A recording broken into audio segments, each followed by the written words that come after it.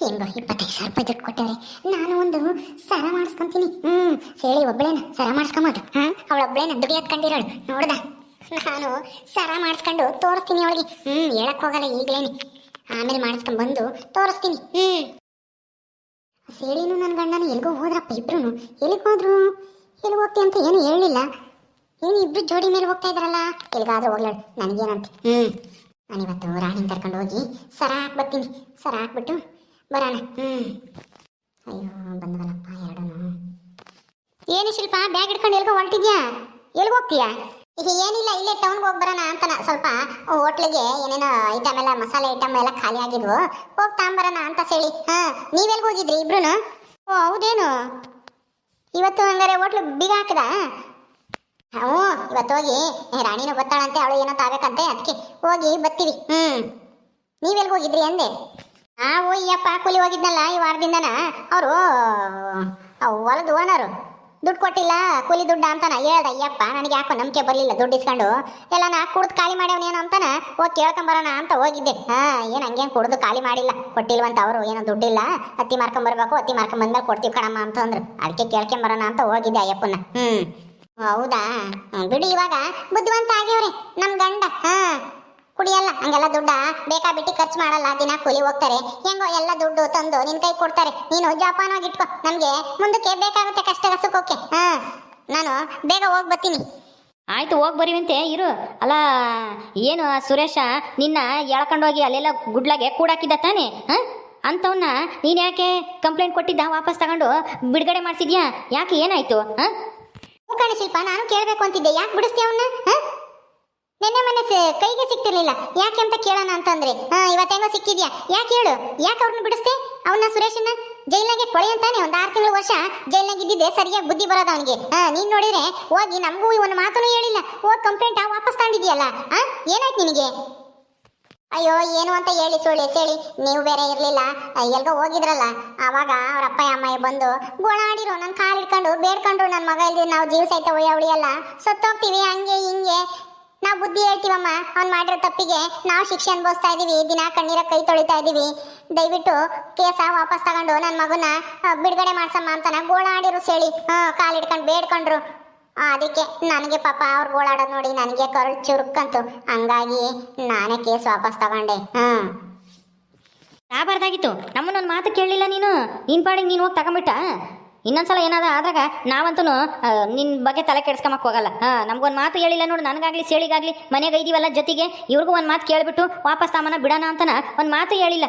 ನಾವು ಬರೋ ತಕ್ಕನ ನಾವೆಲ್ಲ ಹೋಗಿದ್ವಿ, ಯಾತ ತರಬೇಕು ಅಂತಾನ ತರಕಾರಿನ ತರಕಂತಾನ ಹೋಗಿದ್ವಿ. ಬರೋವಷ್ಟರಲ್ಲಿ ಹೋಗಾಲೇನೆ ವಾಪಸ್ ತಗೊಂಡಿದ್ಯಲ್ಲ.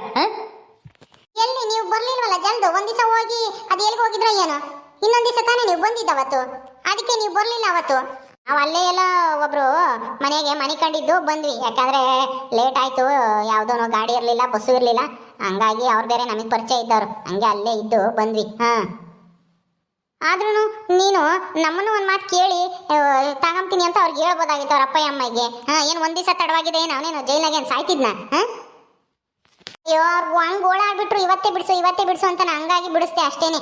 ಬಿಡಿ, ಏನಾಯ್ತು? ಅವನ ತಪ್ಪ ಅವನು ತಿದ್ಕೊಂತಾನೆ, ಏನ್ ಮಾಡಕ್ಕಾಗುತ್ತೆ?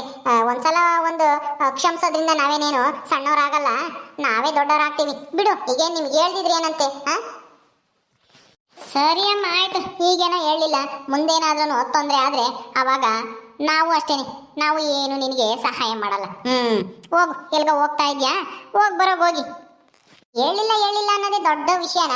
ಅಯ್ಯೋ ಬಿಡು, ಪಾಪ ಅವ್ರ ಕಷ್ಟ ನಮ್ಮ ಕಷ್ಟ ಅಲ್ವಾ? ತಂದೆ ತಾಯಿಗಳಿಗೆ ನೋವಾಗುತ್ತೆ ಅಂದ್ರೆ ನಮಗೂ ನೋವಾಗಲ್ವಾ? ಏನ್ ಹೇಳಿ ನೀನು, ಏನು ಹೇಳಿಲ್ಲ ಅಂತ ಇಬ್ರು ಹಿಂಗ್ ಮಾತಾಡ್ತಾ ಇದ್ದೀರಾ? ಬಿಡಿ, ಅದ್ರಲ್ಲಿ ಏನಿದೆ ತಪ್ಪು? ನಾನೇನು ಕೆಟ್ಟ ಕೆಲಸನ ಮಾಡಿದ್ದೀನಿ? ನಿಮ್ಮ ಮರ್ಯಾದೆ ಹೋಗಂತದ್ದ ಒಳ್ಳೆ ಕೆಲಸ ಮಾಡಿದ್ದೀನಿ. ಬರ್ತೀನಿ. ಆಯ್ತು, ಹೋಗು. ಇವಳು ಹಂಗೆಲ್ಲ ಸುಮ್ಮನೆ ಹಂಗೆಲ್ಲ ನಾವು ಒಪ್ಕೊಳ್ಳಲ್ವಲ್ಲ. ಏನೋ ಐತಿ ರಹಸ್ಯ. ಹೌದು ಸೇಳಿ, ಬೋಲೆ ಕಿಲಾಡಿ ಇವಳು. ಶಿಲ್ಪ ಹಂಗೆಲ್ಲ ನಾ ಕಣ್ಣೀರಿಗೆಲ್ಲ ಕರ್ಗೋ ಅಂತವಳಲ್ಲ. ಏನೋ ಐತೆ, ಏನಾನ ಅವ್ರ ಹತ್ರ ದುಡ್ಡು ಗಿಡ್ಡು ಏನಾನ ಇಸ್ಕೊಂಡೇವಳು ಏನೋ. ನನಗೂ ಯಾಕೋ ಹಂಗೆ ಅನ್ನಿಸ್ತೈತೆ, ದುಡ್ಡು ಇಸ್ಕೊಂಡು ಬಿಡುಗಡೆ ಮಾಡಿಸವಳೆ ಅಂತಾನ.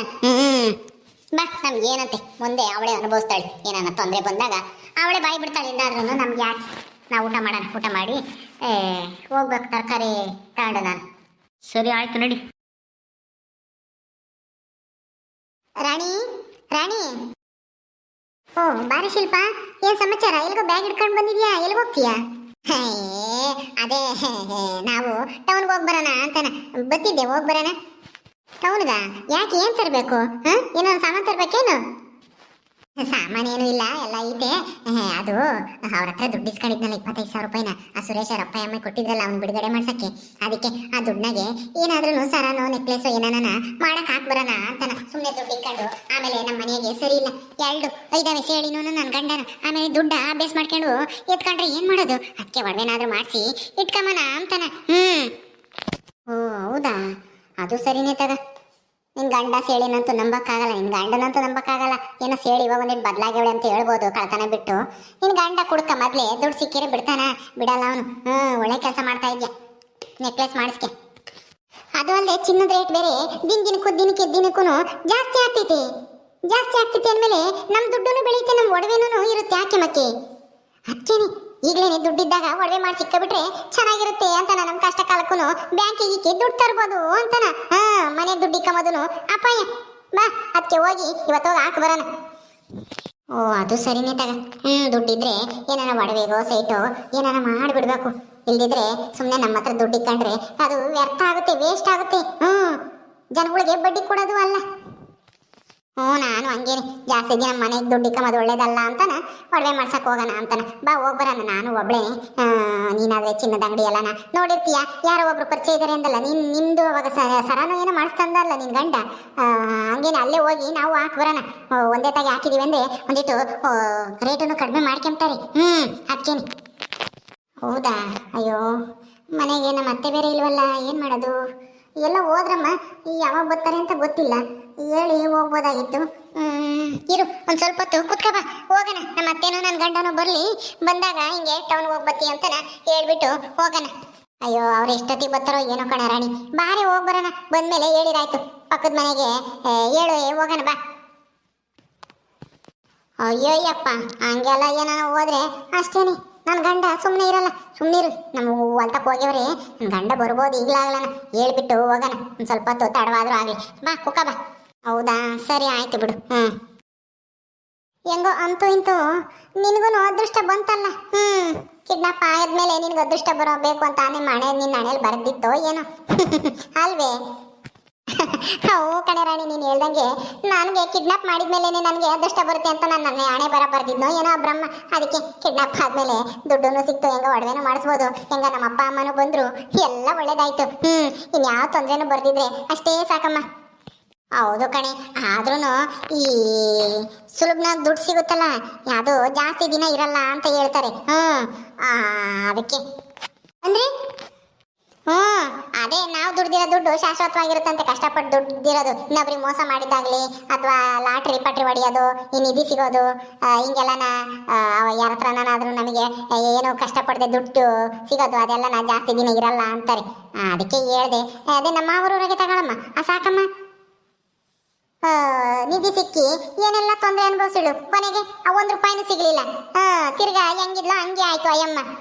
ಈಗ ನಿನಗೂ ಅದೇ ಥರ ಕಷ್ಟಪಡ್ದಲೇ ದುಡ್ಡು ಸಿಕ್ಕೈತೆ. ಏನು ತೊಂದರೆ ಆಗುತ್ತೋ ಏನೋ ಹೇಳೋಕ್ಕಾಗಲ್ಲ. ನೀನೊಂದಿಟ್ಟು ಹುಷಾರಾಗಿರು ಯಾವುದಕ್ಕೂ. ಹಂಗ? ಅಯ್ಯೋ ದೇವ್ರಿ, ಹಂಗ ಇದೀನಿ ರಾಣಿ, ಹೊಸ ವಿಷಯ ಹೇಳ್ತಾ ಇದೆಯಾ? ಎದುರಿಸ್ಬೇಡ ಕಣಿ, ನಾನು ಇಷ್ಟೊಂದು ಖುಷಿಯಾಗಿದ್ದೀನಿ. ಆಮೇಲೆ ನನ್ನ ದುಡ್ಡು ಆಮೇಲೆ ಏನೋ ಹೆಚ್ಚು ಕಮ್ಮಿ ಆದತ್ತು ಅಂತ ನೀನು ಹೇಳ್ತಾ ಇರೋದು. ಅಯ್ಯೋ ನನಗೆ ಯಾಕೋ ಭಯವಾಗುತ್ತೆ ಕಣಿ ರಾಣಿ, ದುಡ್ಡು ಹಿಡ್ಕೊಂಡು ಓಡಾಡಕ್ಕೇನೆ. ನೀನು ನೋಡಿ ಹಿಂಗೆ ಹೇಳ್ತಾ ಇದೆಯಾ? ಅಯ್ಯೋ ಹೇಳಿದ್ದು ಅಷ್ಟೇ, ನೀನು ಎಚ್ಚರಿಕೆಯಿಂದ ಇರಮ್ಮ ಅಂತ ಹೇಳಿದ್ದು ಅಷ್ಟೇನೆ. ನೀನು ದುಡ್ಡು ಏನಾನ ಆಗ್ಬಿಡುತ್ತೆ, ಕಳೆದೋಗ್ಬಿಡುತ್ತೆ ಅಂತ ನಾನೇನು ಹೇಳ್ತಿಲ್ಲ. ಹುಷಾರಾಗಿ ಇಟ್ಕೋ ಅಂತ ಹೇಳಿದೆ ಅಷ್ಟೇನೆ. ನೀನು ಕಷ್ಟಪಟ್ಟು ದುಡ್ದಿರೋ ದುಡ್ಡು ಅಲ್ವಲ್ಲ, ನಿನಗೆ ಈಸಿಯಾಗಿ ಸಿಕ್ಕಿರೋ ದುಡ್ಡಲ್ವಾ, ಅದಕ್ಕೆ ಹಂಗಂತ ಹೇಳಿದೆ ಅಷ್ಟೇನೆ. ಭಯ ಪಡಕ್ ಹೋಗ್ಬೇಡ.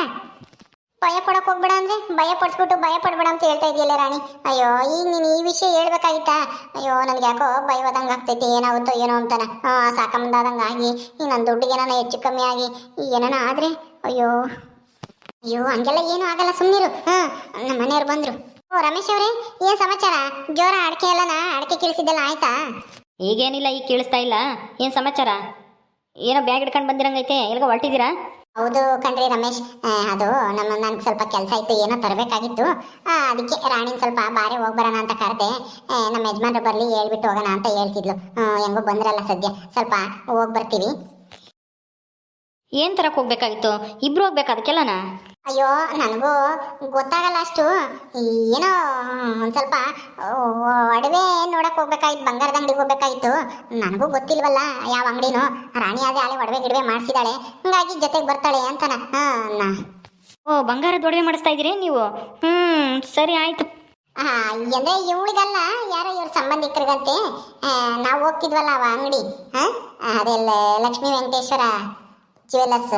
ಆ ಅಂಗಡಿಲಿ ಚೆನ್ನಾಗಿ ಕಡಿಮೆ ಮಾಡ್ಕೊಂಡು ಚೆನ್ನಾಗಿ ಕ್ವಾಲಿಟಿ ಚಿನ್ನದ ಕೊಡ್ತಾರೆ, ಅವ್ರು ಮೋಸ ಮಾಡಲ್ಲ ಅಂತ ಹೇಳಿದೆ. ಅದಕ್ಕೆ ಬಾ ಹೋಗಿ ಬರೋಣ ಅಂತಂದು ಹೋಗಿ ಬರ್ತೀನಿ ಕಣ್ರಿ. ಸರಿ ಆಯ್ತು, ಹೋಗಿ ಹುಷಾರಾಗಿ ಬನ್ನಿ. ನಡಿ ಶಿಲ್ಪ, ಹೋಗೋಣ. ಅತ್ತೆ ಬಂದ್ರೆ ಹೇಳ್ಬಿಡಿ, ಬರ್ತೀವಿ ಬೇಗ, ಸಾಯಂಕಾಲ ಅಷ್ಟೊತ್ತಿಗೆ 5 ಗಂಟೆ ಅಷ್ಟೊತ್ತಿಗೆ ಬರ್ತೀವಿ. ಓಕೆ ಸ್ನೇಹಿತರೆ, ಈ ವಿಡಿಯೋನ ಇಲ್ಲಿ ಮುಗಿಸ್ತಾ ಇದ್ದೀವಿ. ಈ ಕಥೆಯನ್ನು ಮುಂದುವರಿಯುತ್ತೆ. ನಿಮ್ಮೆಲ್ಲರಿಗೂ ಈ ವಿಡಿಯೋ ಇಷ್ಟ ಆದರೆ ಲೈಕ್ ಮಾಡಿ, ಶೇರ್ ಮಾಡಿರಿ. ಹಾಗೆ ನೀವು ಯಾರು ನಮ್ಮ ಚಾನಲ್ ಸಬ್ಸ್ಕ್ರೈಬ್ ಮಾಡ್ಕೊಂಡಿಲ್ವ ದಯವಿಟ್ಟು ಸಬ್ಸ್ಕ್ರೈಬ್ ಮಾಡ್ಕೊಳ್ರಿ. ಮುಂದಿನ ವಿಡಿಯೋದಲ್ಲಿ ಸಿಗ್ತೀವಿ. ನಮಸ್ಕಾರ.